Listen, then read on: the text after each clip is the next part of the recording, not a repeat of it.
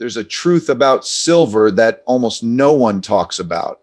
Not the traders, not the TV analysts, not even most of the so-called precious metals experts. It's the kind of truth that doesn't come up in casual conversation because it's buried in fine print. And yet it's a truth that in a single day could make 90% of your silver holdings disappear from your control while leaving just one single coin untouched. Why does this matter? Because history has already shown us what happens when governments run out of options. And when that moment comes again, and it will, this secret clause will not care about your hopes, your plans, or the amount of silver you thought you owned. The thing most people overlook is that in every financial system, there are layers of rules. There are the rules you see, the ones printed on your bullion certificate, your brokerage agreement, or your government's official mint website.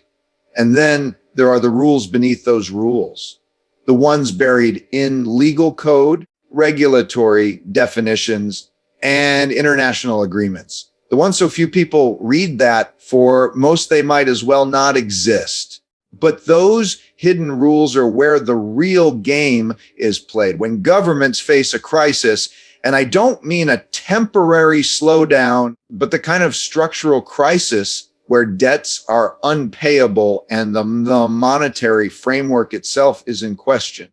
They don't improvise policy from scratch. They go into the toolkit that's been built over decades, and they pull out measures that have already been legalized, authorized, and tested. That's where the hidden legal triggers come into play. They're not conspiracy theories. They're not whispers in the dark. They are written in plain legal language that no one bothers to read until it's too late. One of those triggers is the power to redefine the monetary status of assets. In the case of silver, most people assume it's outside the reach of confiscation or forced redemption because it's not part of the formal monetary system in the way gold was in the early 20th century. But this assumption is fragile. All it takes is a change in legal definition, a shift in the categorization of what counts as monetary silver, and suddenly the coins and bars you've been stacking for years move from being a private store of value to a regulated, reportable, in extreme cases, reclaimable form of property. The precedent is already there. In 1933, gold was subject to Executive Order 6N2, which compelled holders to turn in most of their gold to the Federal Reserve in exchange for paper currency. There was nothing mystical about how it happened. The government simply invoked the authority it had already granted itself. And while gold and silver are different in today's legal framework, the principle is the same. If the financial stress is great enough, and if those holding the metals are seen as standing outside the needs of the system, the definitions will be rewritten overnight. This is why the hidden legal trigger matters so much. You don't have to see it activated to know it exists. The legal language is there in commodity regulations, customs classifications, and the tax code. It's in the fine print of international trade agreements that define certain metals as strategic materials in emergencies. It's in the clauses that allow governments to restrict the movement of these materials across borders under national security provisions. You can see it in how bullion is treated differently from collectible coins in both tax law and import-export regulations. The distinction is subtle in normal times, but in a crisis, it's the difference between keeping your metal and losing it. And here's where psychology works against most people. We think of silver in terms of ounces and price per ounce. We think about premiums, mint mark's purity. But we rarely think about its legal identity. Is it classified as legal tender, as bullion, as scrap, as a collectible? Each classification comes with a different set of rights and restrictions. And the ability to flip that classification is exactly what gives the hidden legal trigger its power. When you look at the macro environment today, the debt levels, the deficits, the quiet accumulation of metals by central banks, the growing instability in currencies, it doesn't take a leap of imagination to see how such a trigger might be used. Imagine a scenario where the monetary authorities announce that to stabilize the currency, all monetary silver must be reported and, if necessary, contributed at a fixed price. They redefine monetary silver to include merely every form of bullion bar and standard coin. The only exemptions are specific, narrowly defined categories, perhaps certain historical coins or collectibles that don't meet the definition of current monetary silver. Overnight, everything else you own in metal form becomes subject to control. That's how the game is played. It's not about dramatic scenes of agents knocking on doors. It's about paperwork. It's about legal status. It's about the silent shift in definitions that changes ownership from a private right to a regulated privilege. And because the rules are already written, there will be no need for debate, no act of parliament, no voter approval. The authority is already there waiting for the moment when it can be used. This is why understanding the hidden legal trigger isn't paranoia, prudence. The most dangerous threats to your wealth are the ones that don't announce themselves with flashing lights. They're the quiet clauses, the buried definition, the lines of legal text that everyone ignores until they've already taken effect. You can't control when the trigger will be pulled, but you can decide whether you'll be standing in its path when it is history as a way of looking inevitable. In hindsight, we look back at the major economic shifts of the past and tell ourselves that the signs were obvious, that people should have known what was coming. But the truth is, most people living through those moments didn't see them for what they were. They thought the rules were fixed, that the promises made to them would hold, and that their assets were secure. And then almost overnight, the rules changed. One of the clearest examples of this happened in 1933. At the time, the United States was in the depths of the Great Depression. Banks were failing, unemployment was soaring, and public trust in the financial system had all but collapsed. Gold was still part of the formal monetary system. Then the dollar was tied to it, and it was the anchor of confidence for both domestic and international trade. Ordinary citizens owned gold coins, certificates, and bullion as a way to store value because it had always been legal and accepted to do so. Then in came Executive Order 6202. On the surface, it looked like a patriotic measure. The government was asking citizens to contribute their gold to help the country recover, but it wasn't optional. Holders of most forms of gold were legally compelled to turn them in to the Federal Reserve in exchange for paper currency at a fixed price of 20 total 67s per ounce. And once that gold was in government hands, the price was raised to 35 per ounce, instantly devaluing the dollars people had just been paid. Wealth was transferred from private citizens to the state in a single move, without violence, without protests, simply by rewriting the rules. The part that most people miss and still miss when they tell this story is that not all gold was treated equally. Certain coins defined as rare or collectible under numismatic classifications were exempt from the order. If you happened to own those coins, you were allowed to keep them. Their value didn't just survive the confiscation. It often increased because the supply of privately held gold had been reduced. Those who had them came out ahead. Those who didn't lost their most reliable store of value in a single stroke. That's the power of precedent. Once a mechanism has been used, it becomes easier to use it again. It sets a template both legally and psychologically. Legally, because the framework remains in the system, often in modified form long after the immediate crisis has passed. Psychologically, because people begin to accept that extraordinary measures are possible when circumstances require them. Worth noting that the gold confiscation of 1933 wasn't unique to the United States. Other countries have taken similar actions in times of stress. In Australia, 1959, laws gave the government the authority to compel gold sales to the Reserve Bank.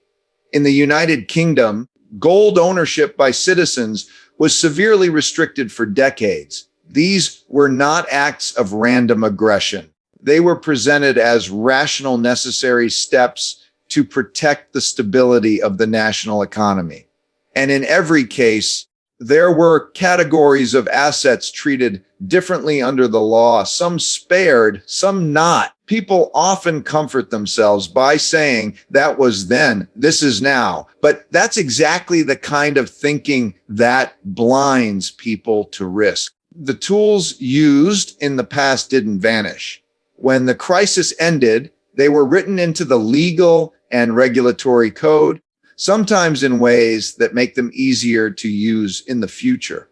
All it takes is a shift in definitions, change in the declared priorities of the state, and the same kind of measure can be applied again, this time to whatever asset is deemed strategic or essential. If you hold silver today, easy to believe it's safe because it's not currently part of the formal monetary system.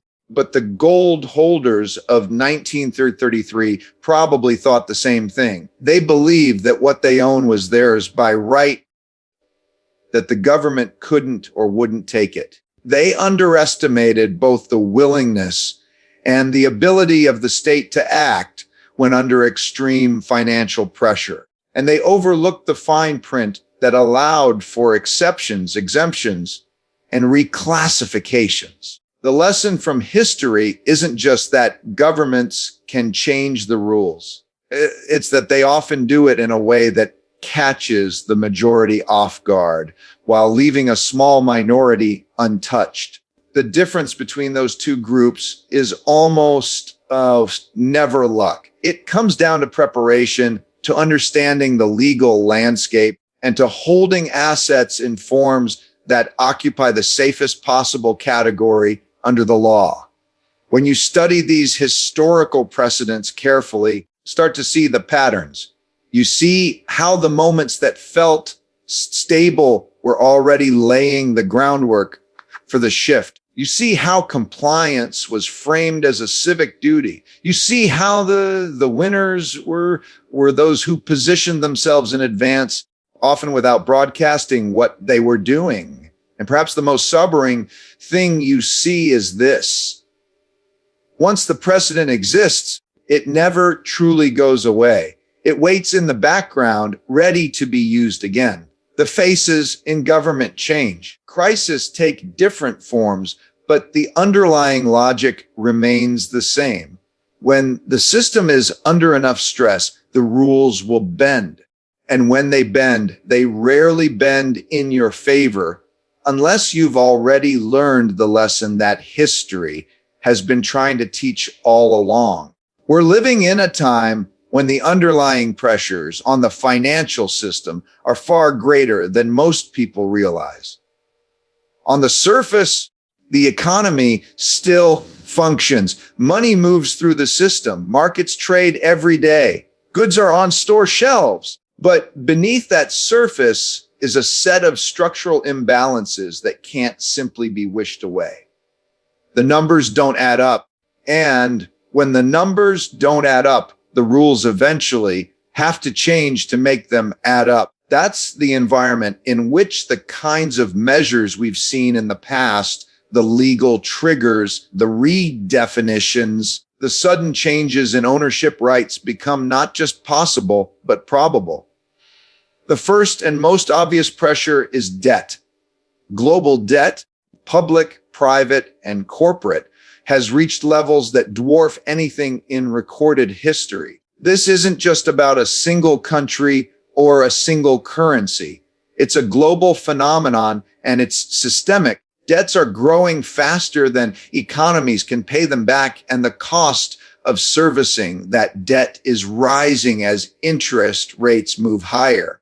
There are only a few ways out of a debt trap: this deep default, restructuring, or inflation. All three involve some kind of wealth transfer, and none of them leave asset holders untouched. Second, trust in paper money and fiat currency is being quietly eroded. You can see it in the slow but steady accumulation of gold by central banks. You can see it in the way more investors are diversifying into tangible assets, whether it's real estate, commodities, or precious metals. You can see it in the way countries are exploring alternatives to dollar-based trade. Is the foundation of any monetary system, and once it starts to crack, governments are forced to act in ways that protect their own stability, even at the expense of individuals. Third, geopolitical tensions arising. Trade conflicts, sanctions, and resource competition are all becoming more pronounced when nations start thinking in terms of economic survival rather than cooperation. The idea of controlling key resources, including monetary metals, becomes much more acceptable. History shows that in such moments, governments reclassify, seize, or restrict strategic materials that include silver, especially if it's deemed essential for industry, technology, or currency stability. Silver today occupies a strange position in the monetary ecosystem. It's not an official reserve asset like gold, but it's deeply embedded in industry and investment markets. It's used in everything from electronics to solar panels to medical applications that makes it both a commodity and a store of value. And because it has this dual identity, it's far easier for a government to justify bringing it under tighter control in a crisis. They don't have to call it confiscation. They can call it a measure to protect industry, to secure supply chains, to prevent hoarding, or to stabilize the economy. The legal frameworks for doing this already exist. Commodity laws, trade restrictions, emergency powers, and customs classifications all provide the means to change the status of silver overnight. And just like in 1933, it wouldn't affect every form equally. Certain legally defined categories could be spared, but standard bullion, the kind most people own, could be swept up in a reclassification. That's why the conversation about what form of silver you hold isn't a niche concern, central to whether your wealth survives intact. This is relevant now because the pressures are converging. Economic instability, political division, global realignment, and technological change are all happening at the same time. The last time we saw conditions like this in the 1930s and again in the 1970s, the monetary rules shifted in ways that fundamentally altered what it meant to own wealth.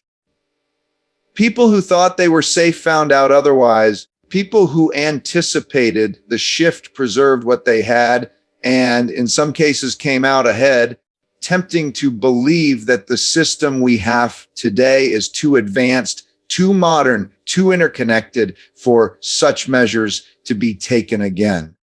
But the truth is the complexity of the system doesn't make it more stable. It makes it more fragile.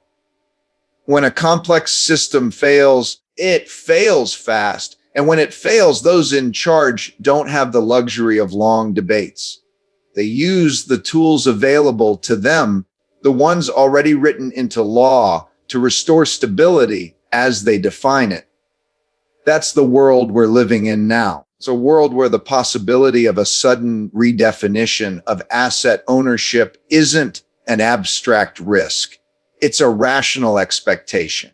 If you understand the incentives of those managing the system, you don't need to predict the exact date or the exact form it will take. And you just need to understand that when the next crisis hits, the same playbook that's been used before will be used again, adapted to modern conditions, but with the same core principle. The needs of the system will outweigh the rights of the individual. It isn't about fear. It's about realism. It's about understanding that the history we read in books isn't behind us. It's the guide to what comes next. And right now, all the conditions that made those historical measures possible are not only present, intensifying. That's why this matters today, not someday in the distant future. The window to prepare is always open until it's not. In every period of economic stress, there are patterns not just in how markets behave, but in how the rules are applied. The majority always gets caught in the net, and a small minority always slips through. That minority isn't usually lucky. They're deliberate. They understand that the legal structure of an asset is just as important as the asset itself. They choose to hold it in a form that is treated differently under the law. And when the inevitable moment comes when the state redefines, restricts, or reclaims, they are left standing with their wealth intact while others watch theirs vanish. With silver, same dynamic exists. If a government decided tomorrow to reclassify monetary silver and bring it under control, most standard bullion bars, rounds, widely circulated investment coins would be swept into that definition. But not all silver is created equal in the eyes of the law. There is a narrow category of coins that sit outside the standard definition of bullion. And it's that distinction that can make all the difference. These coins are often described as collectible or numismatic, but the name isn't the important part. What matters is their classification. They're defined not as modern bullion, but as historical or rare coins, often with a face value that no longer corresponds to their market value. They might have been minted before a certain date, made in limited quantities, or produced with designs that place them firmly in a collectible category. Because of these distinctions, they fall under different rules and tax codes, trade regulations, and in some cases, emergency powers. This isn't about hiding from the system.